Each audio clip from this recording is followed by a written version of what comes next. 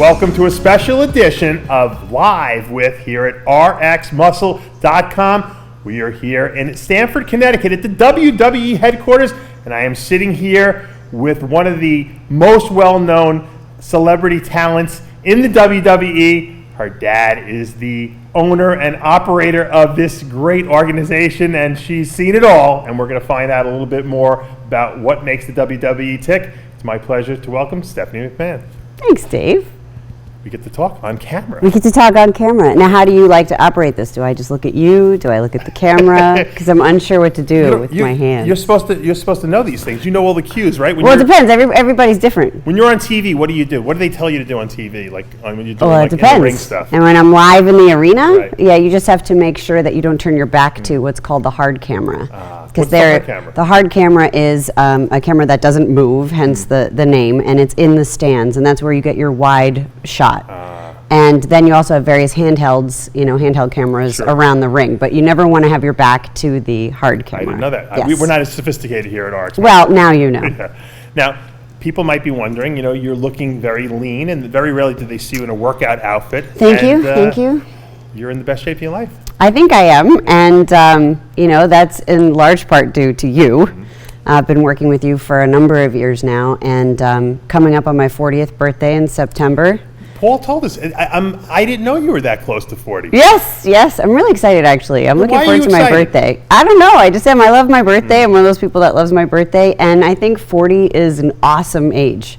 Your 30s are like, they're kind of mamby-pamby. Your 20s are, awesome.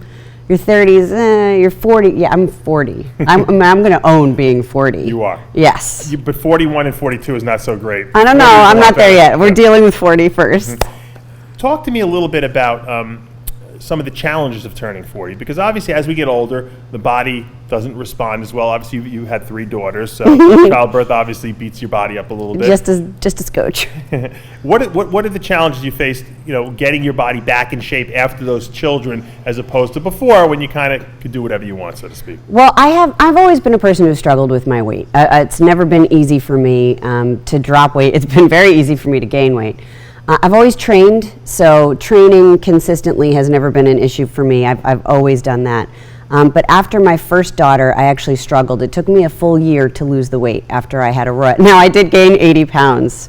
So 80 pounds. I went way overboard because I'm the kind of person that always has to diet. When I got pregnant, I was like, well, I could eat whatever I want. And I mean, brown sugar cinnamon Pop-Tarts every morning, plus eggs. You must have felt terrible. Plus vanilla milkshakes. Oh, I got cankles. When I got cankles, like my last 4 weeks, I actually cried. Just because that's not something that I normally have. Was that tough to deal with? I don't know if I could be fat. Well, it was. Yeah, from an ego standpoint, yes. But also you're pregnant. You don't feel good anyway. Mm-hmm. But I trained every day, up until I delivered, So I was, again, so probably even more taxing on my poor heart, right? But I did. So I gained the weight. I trained every day. Gestational diabetes. Yeah, but I didn't get that. Did not get that. And then, so it took me about a year to take the weight off. With Murphy, and Vaughn, I gained 60 pounds.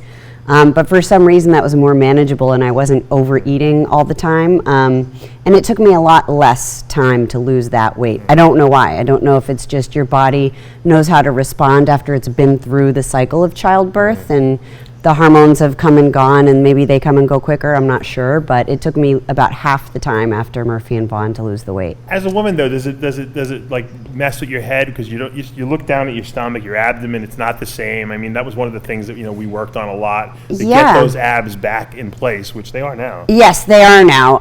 It's the skin bothered me the most, and also I had a diastasis, so my abs didn't come together, and they split, and then which is not uncommon also, but mine sort of pooked out. So people would think I was pregnant even when I wasn't. Even when I was very, very lean, like you had gotten me super lean at one point, and I still had my stomach stick out. I think that's what happens to bodybuilders. I think we eat too much, and then some of the bodybuilders they stretch out, and then that's why they get the guts. Maybe, who knows? But it turns out I had a hernia on top of that and everything, so... but the skin bothered me the most, because some women have great elasticity in their skin, and their skin goes right back, and mine sort of didn't. Your mother's fault. Blame her. Totally blame my mom, of course. Growing up with your dad being this like crazy bodybuilder, I got to be in shape. I mean, your dad probably at 70 trains harder than most guys, in their ridiculous. 20s. And at midnight, like we always post our midnight workouts, but he's training at the same time. He is also? Oh, yeah. I mean, he's kind of a night owl anyway, but once he leaves the office, he goes to the gym. Wow. And he never misses a workout. He'll bring his trainer on the road with him. He will. Yeah, he'll fly to the next town, meet up with his trainer at 1 o'clock in the morning, and go to the gym. So his trainer has to be on call at all times. Yes, absolutely. When growing up with that, was that a lot of pressure for you? I mean, to look a certain way? I mean, because you see your dad, and he's like the guy, you idolize, and you want to be like. And I think it's different for a woman than it is a man. So I never felt pressure, to look like my dad. But I definitely, loved training. And for me, it was all about spending time with my dad anytime I could. And that's how I got into training, because he was, if he wasn't working, he was in the gym. And I would try to be with him when he was working, but that didn't always happen. Right. I could be with him in the gym. So that's how I really started, working out. And that's where my love of training came from. You think your dad would have been like a competitive bodybuilder had he not been Totally. in wrestling? Well, who knows? He would have been any number of things. And if you ask him, he could have been a singer, he could have been a forest ranger, an interior decorator, or a lingerie designer. Oh, so he could do everything pretty much. Well, of course. Well, I guess he oversees everything that goes on in the WWE. He does, though, literally. Yes. Yes. Even to this day. Yeah, absolutely. Like I know, like Paul kind of your husband, Triple H, obviously runs pretty much the operations of the events, but your father still oversees everything? Absolutely. He is very hands-on. He's involved in all of, obviously, he leads the company. We follow his direction. He is the boss. And he's still very much in charge of every aspect, including Monday Night Raw, where he still calls commentary. He's still directing all of the, verbal segments, and he's aware of everything. After obviously you had your kids and they started getting a little older, you started getting back involved in the wrestling world again, and we started seeing you on TV and doing your stuff. Well, I was always involved. I just was behind the scenes, and you're right. Then I became more on camera again. Now, do you like that? Do you feel comfortable on camera? I guess I do. I'm a little bit of a natural ham, but my favorite part is actually the physicality.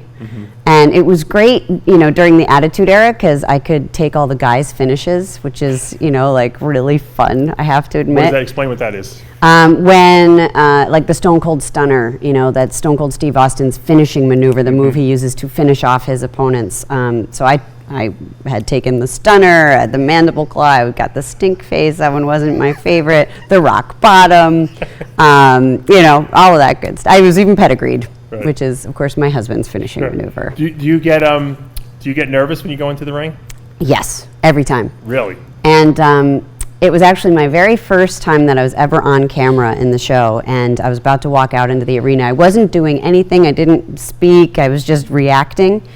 And my mouth was so dry, and I could literally feel my heart beating in my ears. Like, it was a crazy feeling. I was so nervous. And Jack Lanza, one of our legends and Hall of Famers, came up to me and he said, "Are you nervous?" I was like, "Geez, Jack, I'm so nervous. I don't know what to do." And he goes, "Good.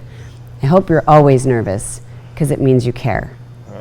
Interesting. So I don't know if he cursed me or if I just really care a whole lot, but I get nervous before everything I do. Yep. One of the iconic pictures in WWE history, I think, is the picture of you sitting on Andre the Giant's lap as you're a kid. I love the picture. And I asked you about this on a radio show interview years ago. What was it like as a kid, growing up with all these monstrous guys around you, especially Andre the Giant? Well, Andre was one of my best friends. Really? But when you're a kid and that's how you grow up, doesn't everybody have a giant for their best friend? Isn't that just the normal course of action? Right. So I didn't know anything different. That's just how I grew up. But Andre and I had a special kind of a bond, and it bothered me, the way we bonded is it bothered me that people treated him differently because of the way that he looked. How so? How did they treat him? Well, they'd gawk at him, they'd point at him, they'd snicker, people reacted in different ways. He was larger than life, literally, and you couldn't help but be in awe of him, and people react to that different ways. I think they're either trying to cope for their own insecurities or fear or whatever it is, but it's easy to point and label somebody, and it doesn't make you feel very good. And I was sensitive to that. Right. And did he care? I think it bothered him to a degree. I mean, I think, for the most part, he learned to dismiss it out of hand. But, I think certainly it's something he dealt with his entire life. I'm sure. So I'm sure it impacted him along the way, enough that it made, a little girl bond with him, in probably a way that was unexpected for both of us. How did they find Andre the Giant? Do you know the story? I know what I've read.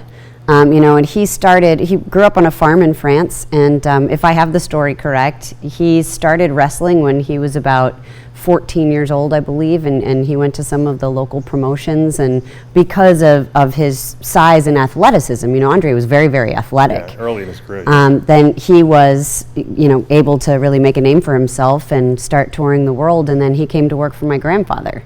Right. So your grandfather pretty much. Yeah, my grandfather. Yeah, he didn't find him, but the Northeast Territory, the WWF or Capital Wrestling, back originally, that was regional. Exactly, but the Northeast was New York, and that was really where you were made, so to speak. Gotcha. And I'm sure there are other people who would disagree with me, but that was the Mecca. Madison Square Garden was the Mecca. Right. And your father kind of united all those. My father had the vision to take what was a regional promotional business and to create one global brand. Not only did he have that vision, but he pioneered pay-per-view, in the early 1980s. And now we were one of the first to launch a direct-to-consumer over-the-top network, which is, similar to Hulu or Netflix, with our live streaming pay-per-views for a tremendous value, $9.99 a month, versus what you would pay for pay-per-view. But with all of our historical library, we have over 5,000 hours of VOD content that we add to every single week, and then all of the original programming on top of that. You put a lot of free stuff on YouTube too. We also have a whole content strategy. Is it true that you guys have the most views on YouTube of any? We're consistently one of the top 3 most viewed channels on YouTube. We're the #1 sports channel. We're averaging now about 1 billion views a month of our content. Yeah, it's pretty significant. It's exciting. I watch one video and then it recommends all the other videos. Of course, that's the YouTube model. I know, it's great. All the Andre the Giant stuff, the whole. Who was the biggest pain in the ass for your dad? Which wrestler growing up that just irked him the most? It might have been a successful guy, but irked him the most. I don't think I'm allowed to answer that question. No? Plus, I think there's more than one. Give me like the top 5 guys that were difficult. Geez, no, I can't. But that were successful. Yeah, no, they were probably the most difficult were the most successful, so I'll leave it at that. All right. Now, you and Paul run, pretty much, day-to-day operations at the WWE. You're very busy. You work full time. I talked to Paul. We were talking about the midnight workouts. You mentioned those as well. How do you balance, your life at work, your 3 daughters, obviously, and then the working out? I mean, because I have people who can't do one of those 3 during the day. You do it all, you guys. Well, I think it just takes a certain level of commitment, right? You have to be dedicated. And that's part of why we train at midnight, because we're dedicated to our children, first and foremost, and being there, in the morning to take them to school and put them down at night, on the days that we're home and not traveling. And that is precious, really valuable time to both of us. So if that means we have to work out at midnight and miss a little sleep, then that's what we're going to do. We're committed to our work. When we are at the office, I mean, really we work all the time because you just need to be available to 24/7 business. And of course, when we're on the road. So, it's, and it's also, you have to be planned. You have to plan the time that you can dedicate and commit to training. Which a lot of people don't do. And that's why they just kind of wing it and then they don't do it. But you know what I can't stand is when I hear people make the excuse that they don't have the time. You have the time. You're prioritizing. Right, everybody's busy. You have tons of, and even if you did a 15-minute workout, like it's something. Right. But it's just a matter of prioritizing. Everybody's busy. Everybody's day is full, but you just have to prioritize your training. And if you do that, you'll get it done. Growing up, you've talked about this before, and about you had image issues and weight issues growing up. Sure, still do. How do you overcome that? What do you like if you were look into the camera? Tell these women out there who are watching this. Which you have a lot of fans. Have 3. That's your. What's the straight-on camera called? Well, there's just the hard camera is the stationary camera. The hard camera. All right. Tell the hard camera. It would be that one. Tell the hard camera. what would you give advice to women who are upcoming and who are watching this, who might be struggling with how they look, and they're obviously influenced by what the boys say at school, and they just can't get it together? What do they do? What's the solution? So I think that the most important thing in life is to be happy. So whatever makes you happy, and you have to believe in yourself, and you have to have confidence. So I've found that when I do gain weight, I'll have a lot of my friends say, oh, you look beautiful, don't worry, but I'm not happy that way.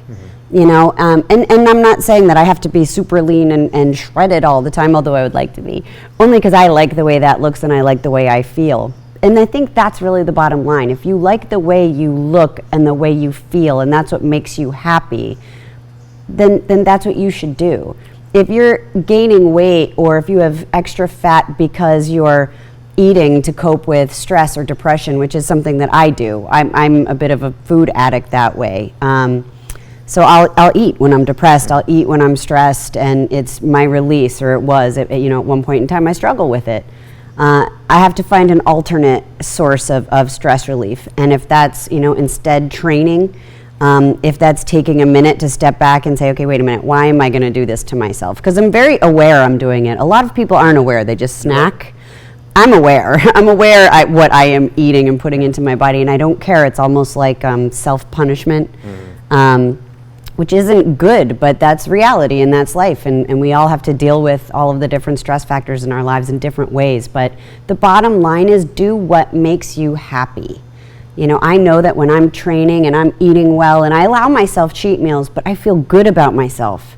And that's important, to feel good about yourself.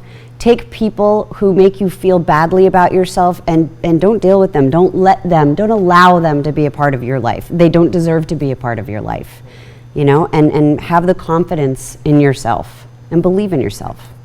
And if you fall off the wagon and you do cheat, don't punish yourself for the rest of the month. You got to get right. I always tell you, right back on the program the next day. And it is helpful to have somebody like a Dave, and I know that not everybody can do that, but your support system could be your mom, it could be your friend, it could be what have you. Reach out.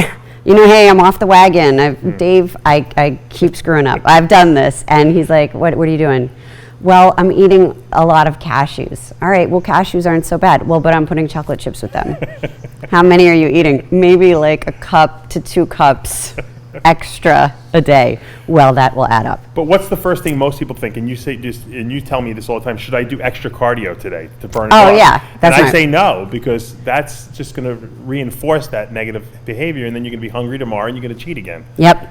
But it is important too to bring up, like, once you start cheating. I've read articles that say sugar is as addictive as heroin. I think so. I find when I do have sugar and I've been eating sugar, I'm craving it much more. It's much harder to turn it down. And the other thing is, just advice that's worked for me, and maybe it would work for you, is just take it day by day.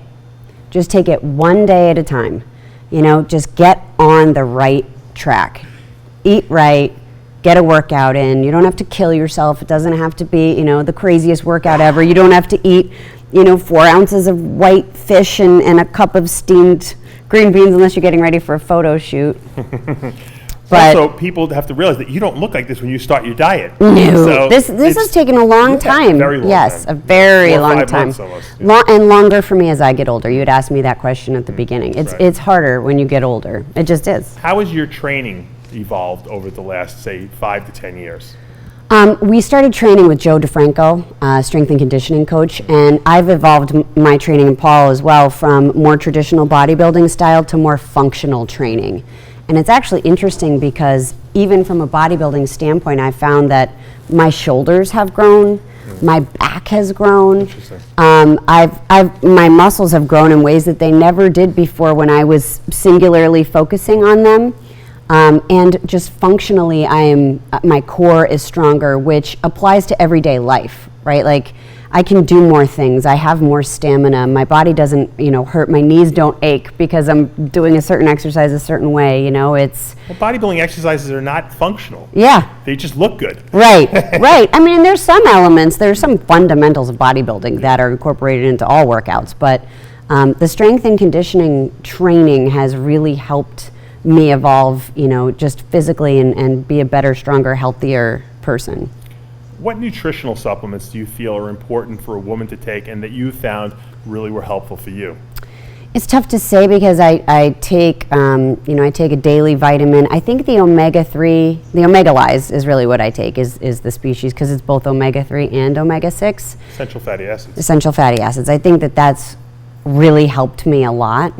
I think that, vitamin D, you hear different things about. Right now, it's all the rage. Everyone says you need to have vitamin D, you need to have vitamin D. My blood work showed I was vitamin D deficient, but I think most everybody is. Well, because no one takes it. Yeah, so no one sits in the sun for 20 minutes a day. Right. So I've started taking vitamin D, and I think the Arthrolyze, for my joints, I think that's really important, again, especially as you get older, and calcium. I think calcium and vitamin D is really important as well. When you, approach, I know you're an all or nothing type of person when it comes to diet. The reason I ask you this is a lot of people have trouble starting a diet. Yep. How do you mentally prepare yourself and just get into the diet? You just got to do it. You do. So you just, one day you're eating junk and the next day that's it. Yeah, basically. But that's me, right? Because I'm all or nothing. And I actually disgust myself with where I get to. I get to a point where I'm like, oh, why am I even eating this? I feel terrible. When you eat a lot of sugar, you don't feel good. You just don't. Your body does not feel good. And I'll just get to a point where I'm disgusted with myself, and then I am on the program. And again, I'll just have to take it day by day. Sometimes I'll have stutter starts to my diets, but once I'm on a roll, and once you start seeing results, that's really when I think it clicks for most people, because then they're like, oh, wait a minute, I see a difference. This does have an impact, and I feel good about it. You're not one of these people to ease into it. You kind of just, you're That's on not it. me, Yeah. But certainly I think other people would do well by taking it step by step or taking it easy. You're better off just jumping right into it. Yeah, that's my philosophy. It's always what worked for me. You've obviously seen over the course of your life the WWE grow from nothing to what it is today. You've told me stories about the first 2 WrestleManias where your dad risked it all. Yeah. Was that a scary time for you guys growing up? It was, but I was so young I didn't really know, right? But my parents mortgaged everything they owned to make WrestleMania happen. It's amazing. Yeah, Crazy. and now... Whose idea was that? Was that your dad? Oh, yeah, so there's a quick story on that, of course. My parents were taking one of the first vacations they ever took for a few days. It was like a 2 or 3, like a weekend. They went to the Bahamas. And my mom tells the story of how she was like, oh, and for the first time, Vince was so engaged, and we rode jet skis, and we were swimming, and it was so wonderful. And then we get on the plane on the way home, and he leans over, and I think he hasn't worked this whole time. And he says, Linda, I've got an idea I want to run by you. And he starts explaining this pop culture extravaganza, bringing together elements from all different aspects of sports and entertainment.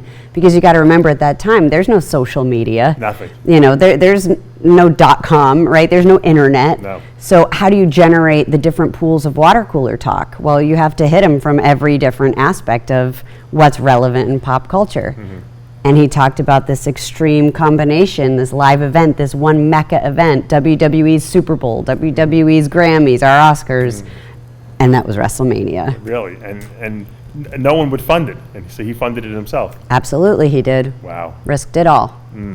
And whose idea was it to pit Andre the Giant against Hulk Hogan? No idea, but I would imagine it's my dad's. Yeah. But when you consider just going to that WrestleMania 1 took place in front of a capacity crowd at Madison Square Garden of 20,000 people and was available on closed circuit television. Fast forward to WrestleMania 32, right, that just took place at AT&T Stadium, where we broke our own attendance record of over 101,000 people. In one place. And not only was WrestleMania available on pay-per-view, but also via the WWE Network on virtually any handheld device, any streaming device that you own. How many people saw it? Do you guys know? 1.8 million subscribers. Wow. So that was more people. It was the most watched, most successful, biggest WrestleMania in our company's history. Who do you think was the most instrumental, wrestler-wise, if you had to pick one person to the success of the company in terms of talent? Probably the most recognized, most well-known name of all time is Hulk Hogan. He just is. and one of the most globally recognized figures in the world. It doesn't matter where you go, because again, you know, WWE is not just an American phenomenon. He's Vince in business, he's dad at home. Yeah. He likes to call WWE America's greatest export, you know, but we're in 180 countries in 25 different languages. You know, we are this global brand. And I remember the first time I went to Japan and I was with my husband, even though I was on TV a little bit, you know, he is like a huge star, I was almost run over by people. It's like the Beatles, like, you know, when you see that footage, like people stormed him. I mean, literally, I like took off because I thought I was going to get trampled. It was crazy. Well, you know, it's funny because I walked through the Arnold Classic with your husband. Yep. And usually I'm, you know, people coming up to me, Yeah. Dave, they were like pushing me out of the cameras. Can you Right? take a picture of He's like the Pied Piper. Yes, it's unbelievable. It really is. It is pretty extreme. Who was your favorite match that you wrestled or had an altercation with in the ring over the years? Oh, goodness. Well, and that's actually an easy question to answer because it was SummerSlam, I think it was about 2 years ago when I wrestled Brie Bella. And one of the reasons why is because my 3 daughters were in the front row. Oh, they watched it live. And I hadn't wrestled in 11 years. Oh, wow. So it was my first match, and only match actually, in 11 years. And my daughters got to see me. They loved it? And oh my God, I'm gonna cry. And that was, that made it one of the most special moments of all time. I'll never forget it. Now, you don't do this regularly, so when you have to do a match like that, which was probably awesome, you know. So fun. Yeah. How do you prepare for that?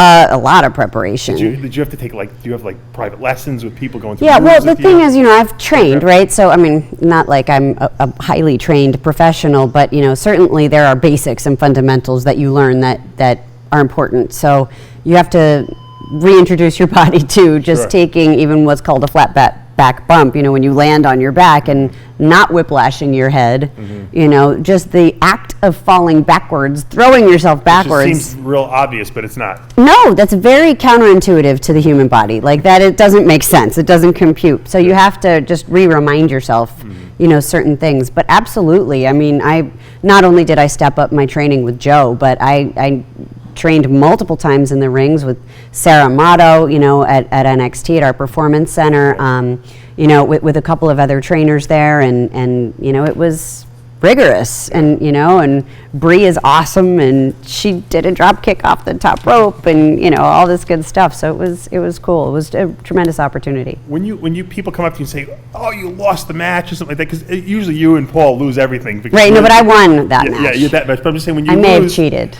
Yes. Well, the McMahons always cheat, right? Well, not always, but we always win. That's right. When things like that happen, though, like Paul lost in at WrestleMania, Yep. I mean, do you feel bad like when the fans come up to you? They're like, "Oh, sorry, you lost the match," you know? No, because it's a part of the storyline. Like what we didn't know that was going to happen. It's so funny because I saw like a lot of fan People comments. get upset. They really get upset. Sometimes. But like I saw on Twitter, and my character's always the bad guy, right? Yeah. So they don't get very upset when I lose. Like that's the whole point. Yes. But when I got speared by Roman Reigns, like people, you know, you screwed up, you messed up, look what you did, and I'm like, yeah, okay, I knew that was going to happen. It was intentional. You know, like okay, like we did that on purpose. Yes. Who would be your dream match? Who would you want to wrestle in the ring if you had to like set up the ultimate Stephanie McMahon verse match? I would have loved to have wrestled the Fabulous Moolah. Oh, really? Why? Because I think she is so iconic. She was, you know, who I remember as being women's champion and the epitome of, you know, of a heel for sure. Oh, yeah. It'd just be so much fun. You know, and Moolah always wanted to train me since I can remember. She used to talk about training me in the ring. And it's something I always wanted to do, but I never got the chance to do with her. That's a good dream match. Final question. Let's fast forward 10 years from now. How do you see, let's fast forward 20 years from now. Okay. Okay. Let's assume, even though you're... When I'm almost 60? Yeah, when you're almost 60. Okay. Yeah, and your dad is 100 still... Oh, he'll still be there, still yes, trying to run absolutely. How do you see, you know, your husband and you changing the face of professional wrestling? Where would you like to see it in, say, 20 years from now? I think, like all content right now, people are trying to determine, what's the best way to super serve the audience, because the audience is changing their consumption habits. So I don't think the actual in-ring content is going to change that much, right? Because there are certain fundamentals to what we do. It's all storytelling. Sure. It's ultimately protagonist versus antagonist, not unlike a great movie, a great book, a great television series, etc. But our conflicts are settled in the ring. How we shoot that may change. Virtual reality may bring something new to the fold. Different fan interaction and fan engagement, different product offerings, different platforms. That's how I see it changing and evolving. From a storyline standpoint right now, it's all about the new era, all of this new, fresh talent. I think it's important. Vince always says you have to stay slightly ahead of the curve. Not ahead of the curve, because you don't want to be the first one in the space. Yeah. You want to learn from those who are the first, but you don't want to be behind either. You want to be slightly ahead of the curve. Gotcha. So that's always our goal. When you guys first decided to come out with the $9.99 streaming, Yes. unlimited content, you can watch WWE Network, yep. WWE Network, when you can watch on your Apple Any TV device, or yeah. whatever device, your Yeah. phone. I've seen it. Johnny subscribes. Whose idea was that, number one? Well, Because that was a big departure, and there were a lot of articles that came out initially criticizing Of course. the decision. I thought it was brilliant, because I've been saying this for years. That was my whole business model. I'm just not the WWE, but well, that's where the consumers are. absolutely. And we actually had a deal for a traditional linear channel, and it really? was a The cable channel? huge pivot for us to go OTT. But we started doing more digging and more research because, quite frankly, we didn't want to have our rights locked up. Oh, And when we started doing our research, what we found is that our fans were more likely to consume online content via Netflix or Hulu 5 times more than the average American household. So, interesting. yeah, when you hear that, it's like, oh, wait a minute. It makes you rethink everything. And it was Vince who pushed it through. There's a few people who felt that it would have been the right move to make. Those who were in negotiations for years on this linear channel may have been very frustrated with this sudden shift. There was a really brutal article that came out. I remember reading it. I'm like, these people don't get it. And your Totally. dad got it. I mean, Yep. how many subscribers do He you have now? also 1.8 million. He also foresaw social media, because Vince grew up in a time, or when he took, not grew up, but when he took over WWF at the time, now WWE, he was a part of the grassroots marketing. I mean, at that time, the show was syndicated in local markets, so he and my mom would literally drive videotapes, to the TV stations. That's funny. Yeah, I mean, and it was a tough business, to build. Right. But he knows the grassroots opportunity that exists there in every single market, and social media is like the ultimate grassroots marketing you reach machine. everyone, the whole You reach world. everyone, you reach individuals, and it's a way to keep your brand alive 24/7. I mean, fans and consumers have the opportunity to engage with your brand, with the superstars, however they want, anytime they want, many Twitter on any followers do you have? platform. Me personally, Yeah. it's like 1.6 something million. Isn't it amazing when you think about it, that Yes. over 1 million people are interested in what you do Yes. every day? Yes. Yes. And how it many is. does Paul have? Oh, he beats me. It's very Yeah. annoying. Maybe not after this interview. Yeah, no. Well, Subscribe, click. yes. Follow me. But it is amazing when you think, you guys, your network is just... Well, and WWE has over 650 million social media followers. I couldn't go to WrestleMania this year. Obviously, I went on the Twitter feed and I watched the WWE Twitter feed and I saw everything that was going on. You guys even had little video clips. It was amazing. Yep. Real time. Yeah, well, that's the whole point of social media, especially Twitter. How many people do you have devoted to social media at the WWE? Oh, we have a team, I think it's like 80 people and growing. That's crazy. Yep. We have one person, he's sitting over there. Well, Stephanie, I want to thank you, obviously, for taking time and sitting down with us. And I know you're going to have a great photo shoot with Per Banal, and hopefully we'll be able to put some of those pictures into this interview. And people can thank see you. What spectacular shape you're in. Because the last time we did a layout on you, I think it wound up on TMZ. Oh, did it really? Yes, it did.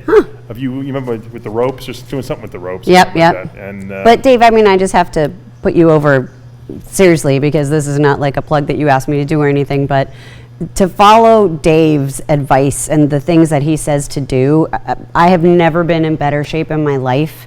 I swear by what Dave tells me. He is like my go-to lean on absolutely everything, and what he offers in the website and his articles and everything. You don't have to hire him as your specialized nutritionist, though I'm lucky to be able to do that. But he gives his advice freely, and you can find it. Absolutely, he is the man.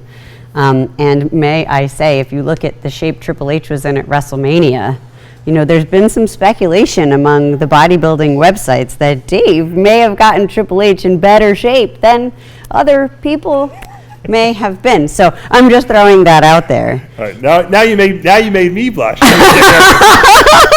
You deserve to blush. Turn the camera. You deserve. Well, I let him good at that. Yeah.